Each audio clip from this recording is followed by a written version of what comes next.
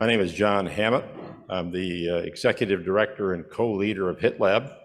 Our job is to continue to foster the pursuit of and the successful execution of all things digital health.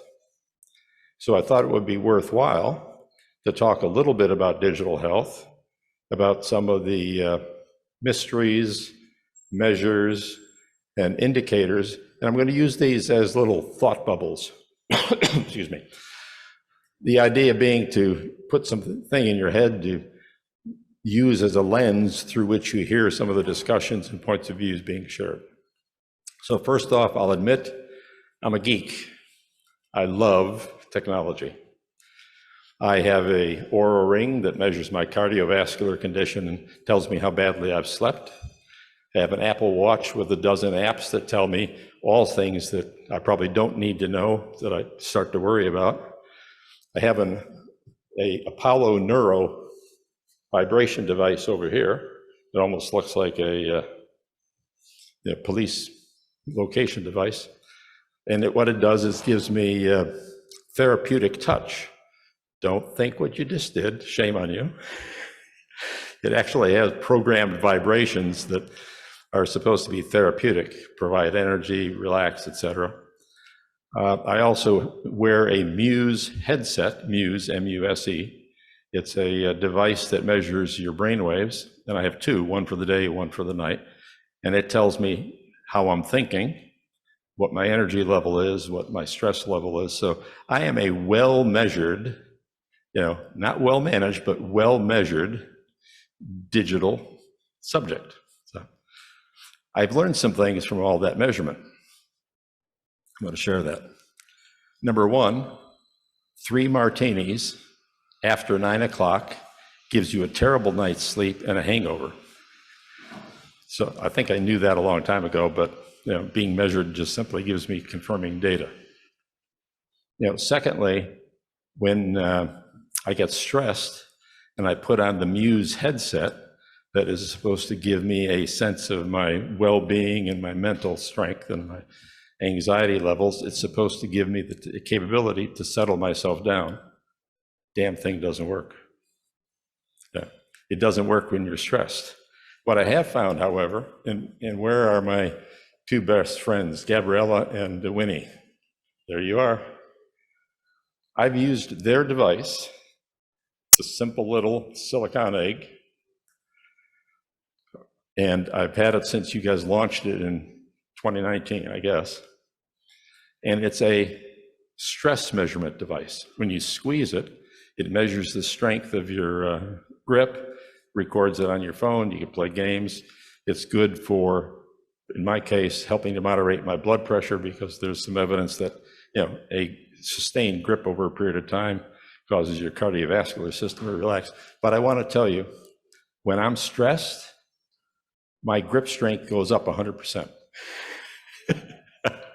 So the key point is that we are surrounded with toys, some which are fun, some which are useful, but we live in a world in which there's a lot of digital energy and digital invention and digital innovation going on. And so in preparation for these few opening remarks, I thought I would gen up my newest toy, which is Johnny Mike. Johnny Mike is an AI app. And I ask Johnny Mike questions, and Johnny Mike gives me answers. So pretty cool.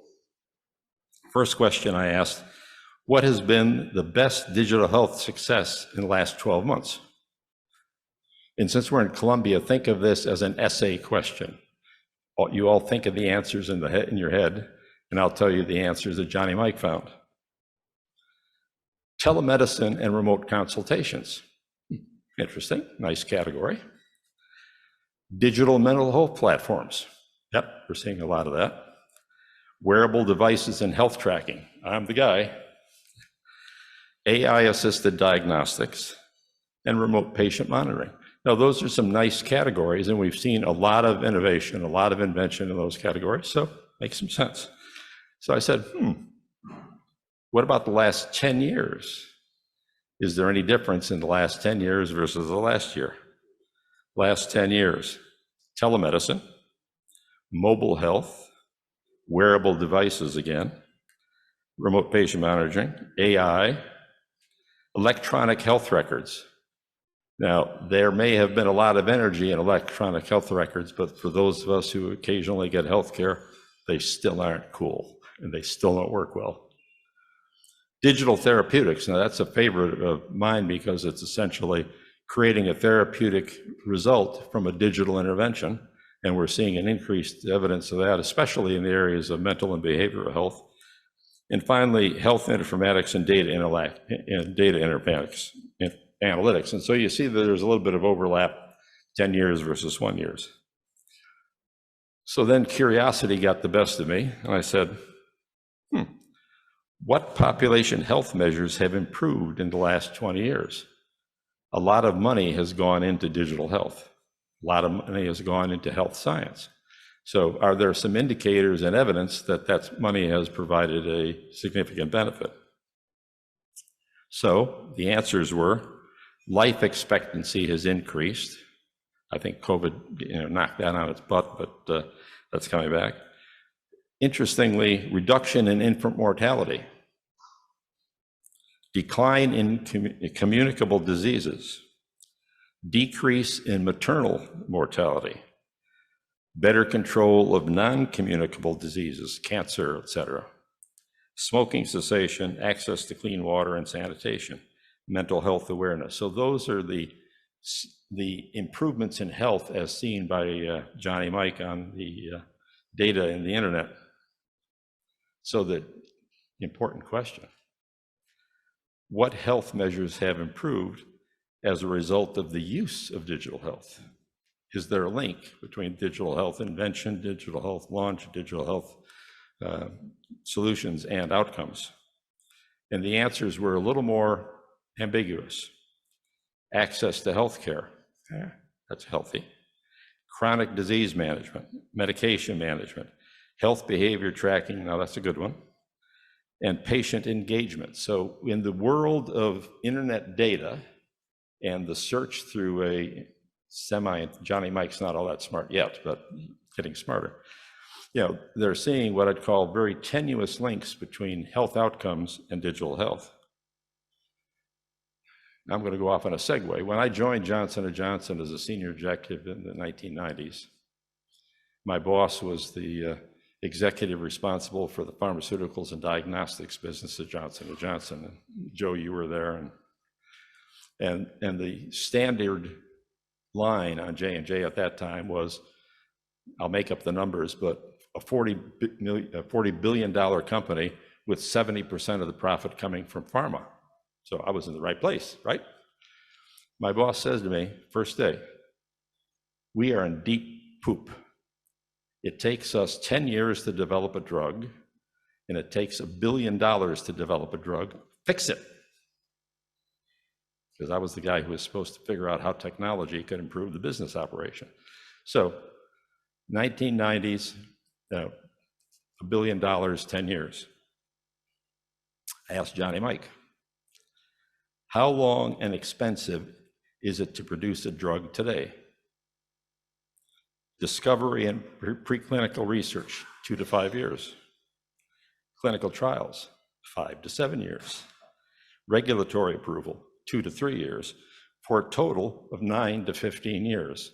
So we have not collapsed the time frame with all of the investment in technology. And according to the Tufts Center for Study of Drug Development, it currently costs, on average, $2.6 billion to produce a drug and commercialize it. So for all of the effort in digitizing internal activity within pharmaceutical companies, it hasn't improved very much. And so I'm beginning to scratch my head and saying, isn't there some evidence of success in the area of digital health? And I thought, aha, Livongo, Teladoc, they made a lot of money and they made a big splash. So I asked the question, did Livongo improve diabetes treatment outcomes? Simple question. And the answer was encouraging. There's clinical evidence of improved glycemic control of people who are using the Livongo platform. Increased user engagement. enhanced medication adherence are all good things in the world of diabetes treatment. And importantly, in a large population of employer-provided coverage that allowed Livongo products to be used, they saw a 22% decrease in the cost of care for people who were struggling with diabetes. And so that's very good evidence of digital health making a difference in that population. So I think in spite of my humorous insights about the lack of evidence, I think that we have seen a number of examples, and Livongo is certainly a stellar one. And again, my friends at Merck have capitalized on that, and they helped make that successful. So I finally said, let's look at the big picture. Let's zoom out. And so I went to the authority, CMS, in the United States. And I found a report that was published in April of 2023. I'm going to quote from it. The United States spends twice the average of all of other OECD, Organization for Economic Cooperation and Development countries on health, twice as much as the average of all the other countries. But, big but, has the lowest average life expectancy of that group of countries. Twice as much money, lowest life expectancy. And performs worst than the average on most population health outcomes, and has more outcome-related disparities compared to other OECD countries. So that raises a very powerful question for us, and I'm going to suggest that you keep that in mind for the next 3 days.